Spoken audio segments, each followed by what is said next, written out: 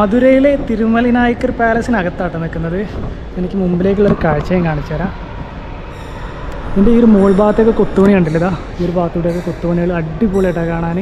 അതുപോലെ ആ ഒരു ഭാഗത്താണ് സിംഹാസനമൊക്കെ വരുന്നത്. നമുക്ക് ആ ഒരു സൈഡിലേക്ക് പോകാം കേട്ടോ.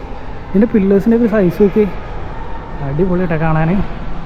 ഈ ഒരു ഭാഗത്തൊക്കെ ആയിട്ട് കാണാൻ നമുക്ക് ഒരുപാട് പില്ലേഴ്സ് ഉണ്ട് കേട്ടോ. മൊത്തം പില്ലേഴ്സാണ് ഇതിൻ്റെ ഉള്ളിൽ. ആ ഒരു സൈഡിലാണ് സിംഹാസനം വരുന്നത് കേട്ടോ.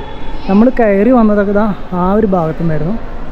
അവിടെയായിട്ട് കാണാം കേട്ടോ. നമുക്ക് ആ ഒരു ഭാഗത്തൂടെയായിരുന്നു നമ്മൾ ഉള്ളിലേക്ക് കയറിയത്. ഇത് അവിടെ കേട്ടോ അതിൻ്റെ മെയിൻ ഡോറും കാര്യങ്ങളൊക്കെ വരുന്നത് ആ ഒരു സൈഡിൽ. അതിലെങ്ങനെ കയറിയിട്ട് ഇതിലായിരുന്നു ഉള്ളിലേക്ക് കയറി വന്നത്. ഇവിടെയായിട്ട് കുറേ പേരൊക്കെ ഇരിക്കുന്നത് കാണാം. ഈ കാണുന്നതാട്ടോ ഇതിൻ്റെ സിംഹാസനം.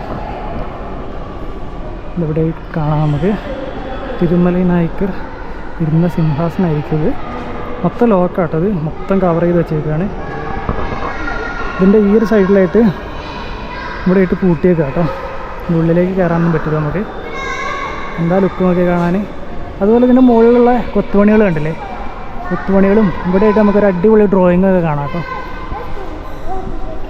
ഇടക്കത്തെ ലുക്കാണ് കാണാൻ. ഇതാണ് ഇതിൻ്റെ ബാക്ക് സൈഡ്. ഇപ്പോൾ സമയം രാവിലെ ഒരു 10 മണിയൊക്കെ ആവുന്നുള്ളൂ കേട്ടോ. വലിയ തിരക്കൊന്നും ആയിട്ടില്ല. ഇങ്ങോട്ടുള്ള എൻട്രി ഫീസൊക്കെ വരുന്നത് വെറും 10 രൂപ കേട്ടോ ഒരാൾക്ക് എൻട്രി വരുന്നത്.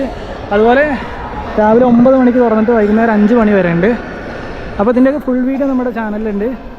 എല്ലാവരും മറക്കാതെ കയറി കാണണേ.